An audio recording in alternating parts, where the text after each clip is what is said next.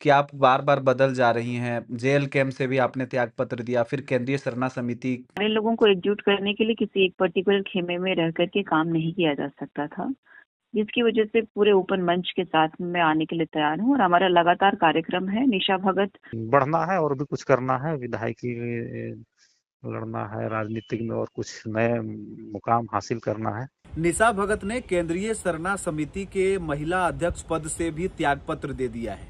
निशा भगत को केंद्रीय सरना समिति फूलचंद तिर्की यानी कि केंद्रीय सरना समिति के महिला पद पर कहीं ना कहीं सुशोभित किया गया था, लेकिन 6 महीना भी नहीं हुआ है रिसेंटली उन्हें यह पद मिला था। अचानक से सोशल मीडिया के माध्यम से उन्होंने एक पत्र के जरिए जानकारी दी है और वहीं से ये जानकारी मिली है हमें। आप देख सकते हैं कि फेसबुक में एक पोस्ट के द्वारा अपने केंद्रीय सरना समिति को लिखे गए आवेदन में उन्होंने साफ तरीके से जिक्र किया है कि माननीय फूलचंद तिर्की जी केंद्रीय सरना समिति के अध्यक्ष और त्यागपत्र देने के संबंध में मौजूदा समय में वो वैनिश हो गई थी। आदिवासी मुद्दों को लेकर के, यहाँ के धर्मांतरण के मुद्दों को लेकर के, आदिवासी और ईसाईयत के मुद्दों को लेकर के बयानबाजी करते नजर आई थी और झारखंड की अस्मिता और संस्कृति बचाने को लेकर के अगुवाई करते नजर आ रही थी। आपने देखा होगा कि कुर्मी समुदाय के आंदोलन करने के विरोध में भी निशा भगत ने किस तरीके से पुरजोर तरीके से यहाँ पर विरोध किया था। ऐसे में निशा भगत का एक छवि जो झारखंड के आदिवासियों को लेकर के, यहाँ की महिलाओं को लेकर के एक अग्रणी भूमिका में देखी जा रही थी। और इस वक्त हमारे साथ बातचीत करने के लिए फोन लाइन पर निशा भगत जी हैं। हम चलिए उनसे सीधा जुड़ते हैं और जानते हैं कि आखिरकार क्या कारण हुआ कि इतने कम समय में अपनी सेवा देने के बाद उन्होंने केंद्रीय सरना समिति को भी त्यागपत्र दे दिया। तो पहली प्रतिक्रिया क्या रहेगी? क्या कुछ अंतर्कलह की स्थिति बन गई थी निशा जी, या फिर आपने त्यागपत्र देने के वजह को भी साफ तौर पर वहां नहीं लिखा? आखिरकार कारण क्या है? सबसे पहले आपके माध्यम से जितने भी श्रोतागण हैं उनको मेरी तरफ से नमस्कार, जोहार, जय धर्म जय चालायो। और प्रकृति पर्व जो हमारा सरहू ला रहा है बहापर, तो इसके लिए सबसे पहले शुभकामनाएं देना चाहूंगी। ऐसी कोई कलह की बात नहीं है। हमें केंद्रीय सरना समिति ने बहुत प्यार मान सम्मान दिया और कई अवसर भी दिए कि अपने समाज के प्रति काम करने के लिए। मुझे लगता है कि नई पारी की शुरुआत करने के लिए कुछ बेहतर झारखंड के लिए करने के लिए मुझे त्यागपत्र देने की आवश्यकता पड़ी। और ऐसी कोई भी बात नहीं जिसकी वजह से अटकलें लगाए जा सके या तो फिर कोई टीका टिप्पणी की जा सके, क्योंकि मेरा कार्य जो है शुरू से समाज के प्रति है और रहेगी।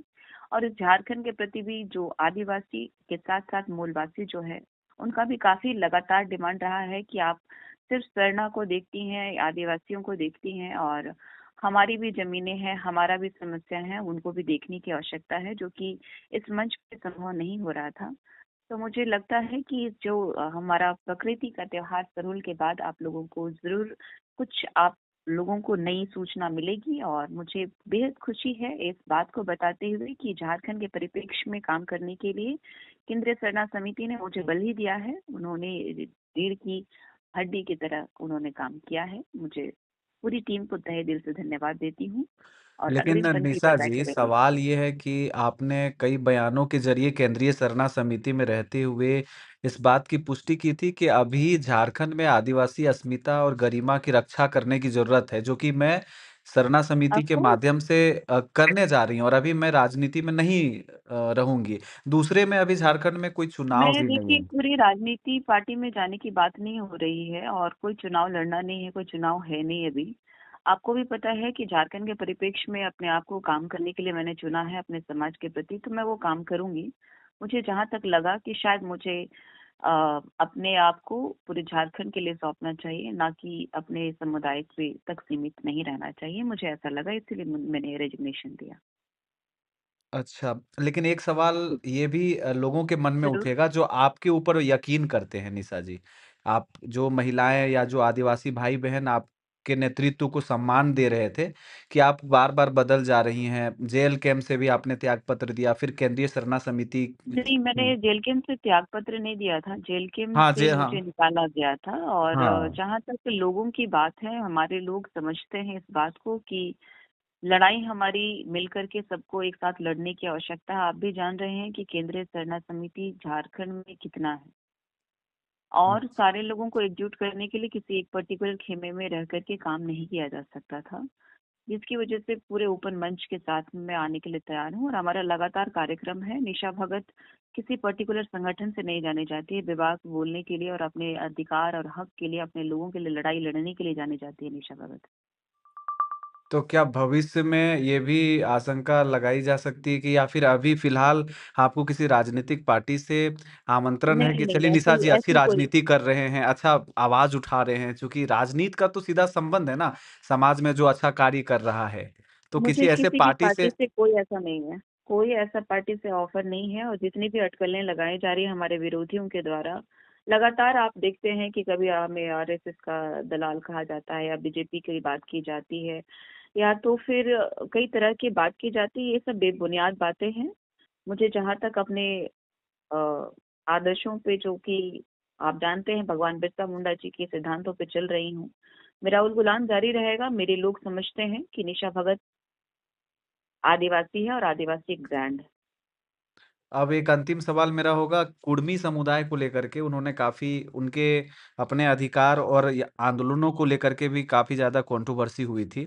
ऐसे में कुछ लोग कमेंट कर रहे हैं आपके इस आवेदन सोशल मीडिया आने के बाद कि निशा भगत एक जगह कहीं स्थिर नहीं रह पाती हैं। इनका अपना एक गोल नहीं निश्चित है। तो आप इस मैंने सारे लोगों को देख लिया। सबसे बड़ी बात है, गोल निश्चित है या नहीं है वो आने वाला समय बताएगा, क्योंकि हमने सभी को देखा। हम सबसे पहले, हमारी शुरुआत हुई थी अखिल भारतीय विद्यार्थी परिषद से। उसके बाद मैं गई जदयू में थी, कांग्रेस में थी। मैंने लगभग सभी पार्टियों को देख लिया है। जेएमएम की वास्तुस्थिति आप देख रहे हैं कि ये महागठबंधन की सरकार कांग्रेस के साथ है। कांग्रेस को मैंने करीब से देखा है, ये आदिवासी विरोधी सरकार है। मैं लगातार बोलते आई हूँ। और निशा भगत को किसी ने ऑफर नहीं किया है, और इसके लिए मैं आपको आश्वस्त करती हूँ, और ऐसी कोई सूचना नहीं है। होती तो जरूर मैं बता देती। जी। चलिए ठीक है। बहुत-बहुत धन्यवाद निशा जी। आपने जो भी जी। डिसाइड किया है आपके उज्जवल भविष्य की मैं और भी कामना महत्वों करता की हूँ। बात कर रहे हैं, तो मैं आपको यही कहना चाह रही हूँ कि महत्व लोगों का शुरू से रहा है। जब मैं जेल कैंप में थी तो इनके लिए दीदी थी। जैसे जेल कैंप से निष्कासित किया गया मुझे, वापस से इन लोगों का राग अलापना शुरू हो गया, मेरे निजी जीवन में झांकना। ये लोग तथ्य की बात नहीं करते हैं। इन लोगों से बात करने के लिए हमारा समाज ही काफी है, और लगातार संघर्ष जारी रहेगा। ये कभी आदिवासी बनने की बात जो कर रहे हैं लगातार, तो ये उनका सपना सपना ही रह जाएगा। इसके लिए निश्चिंत रहें। आदिवासी बना नहीं जाता है, आदिवासी पैदा होना पड़ता है। चलिए बातचीत करने के लिए बहुत-बहुत धन्यवाद। नमस्कार, जोहार, धन्यवाद। फूलचंद जी, आपके नाम पे निशा भगत जी का एक आवेदन जो है सोशल मीडिया में प्राप्त हुआ। सबसे पहले तो ये जानना चाहेंगे कि क्या ये सच है, आवेदन आपको मिल गया है? जी, जी, मिल गया है। अच्छा, तो त्यागपत्र के विषय में क्या कुछ है? अभी तो निशा जी आई थी और अच्छे ढंग से संगठन में कार्य कर रही थी। क्या ऐसा दिक्कत हुआ? देखिए, सबका अपना-अपना जो है व्यक्तिगत निर्णय लेने के लिए स्वतंत्र होता है लोग। और जो राजनीतिक महत्वाकांक्षा है वो आगे और भी कुछ करना चाहती है। हुँ। तो ये तो सामाजिक संस्था है और सामाजिक संस्था का एक एक दायरा होता है। हुँ, हुँ, हुँ। तो उनका भावनाओं को कद्र करके हमने उनका इस्तीफा स्वीकार किया हुँ, कि केंद्रीय सरना समिति एक सामाजिक संगठन है।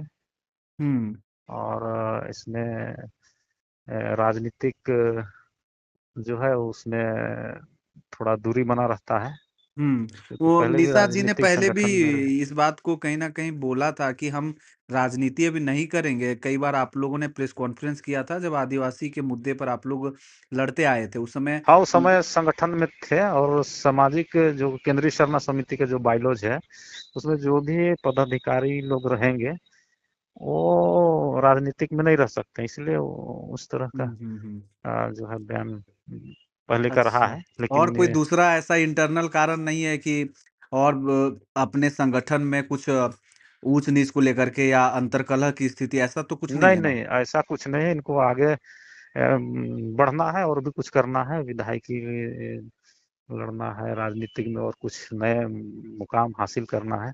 हुँ। तो शायद लेकिन फूलचंद जी पर आपने तो जैसे ही निशा भगत ने वहाँ केंद्रीय सरना समिति में अपना नामांकन किया, आप लोगों से जुड़ी, आपने तुरंत उसे महिला प्रकोष्ठ की अध्यक्ष का पद दे दिया। ऐसे में 6 महीने के भीतर त्यागपत्र देना ये संगठन के लिए हितकर है? संगठन में कैसा मैसेज जाएगा? ये निश्चित तौर से आए दिन लोग जुड़ते रहे हैं सरना समिति में, और सरना समिति के माध्यम से एक पहचान बना है, और पहचान के माध्यम से वो लोग भी अपने राजनीतिक क्षेत्रों में काफी बड़े-बड़े पदों पर हैं। तो निश्चित तौर से जो लोग भी सरना समिति में जुड़े हैं, उनका मान सम्मान हमेशा से आगे रहा है और बढ़ेगा। आपने देखा होगा पिछले दिनों जयराम महतो के कुर्मी संबंधित प्रतिक्रिया के बाद उन्होंने जेएलकेएम से त्यागपत्र दे दिया था। इससे पहले वे जेएलकेएम की नेत्री रह चुकी हैं और जेएलकेएम के टिकट पर चुनाव भी लड़ी थी। उसके बाद से देखा जा रहा था कि कुर्मियों का एक विरोध को वो झेल रही थी। दूसरे में ये था कि आदिवासियों का प्रेम या आदिवासियों का सपोर्ट उनको मिल रहा था। लेकिन इसके बाद निशा भगत ने कहा था कि हम राजनीति में प्रत्यक्ष रूप से भागीदारी नहीं लेंगे, इसलिए हम अभी जो आदिवासियों के या इनके रक्षा के लिए या इनकी गिरती अस्मिता को बचाने के लिए हम केंद्रीय सरना समिति में रह करके काम करेंगे। फूलचंद तिर्की केंद्रीय सरना समिति के अध्यक्ष हैं और उनके साथ में कई तरह के आंदोलन ये कर चुके हैं। एक बड़ा आंदोलन आपने रांची में देखा होगा, जिस दौरान एक बहुत बड़ा विवाद भी खड़ा हुआ था। एक बहुत बड़ा आदिवासी समुदाय का जुटान हुआ था, जिसमें फूलचंद तिर्की और निशा भगत के पहुंचने से विवाद खड़ा हो गया था।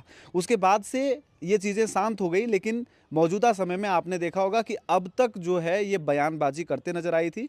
लेकिन जब केंद्रीय सरना समिति से अब त्यागपत्र देने की बारी आई तो आखिरकार क्या कारण रहा है, यह आप भी जानना चाहते हैं।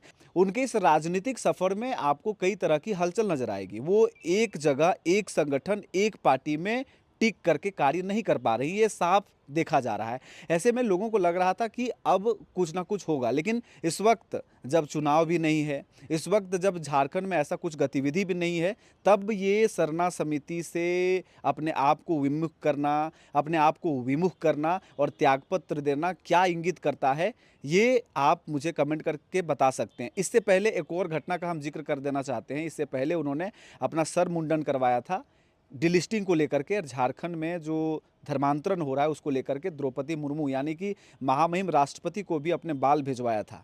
ये इन्फॉर्मेशन कहीं ना कहीं जो आदिवासी समाज के लोग हैं, जो इनको अगुआ मानते थे, जो जिनकी ये नेतृत्व कर रही थी, कहीं ना कहीं उनको भी ये खटक रहा है। कारण क्या है अब तक अपडेट नहीं हो पाया है। जैसे ही इस बीच कुछ कारण और वजहों का पता चलता है हम आपको साझा करेंगे। तब तक के लिए बने रहे ओंकार झारखंड के साथ। जोहार।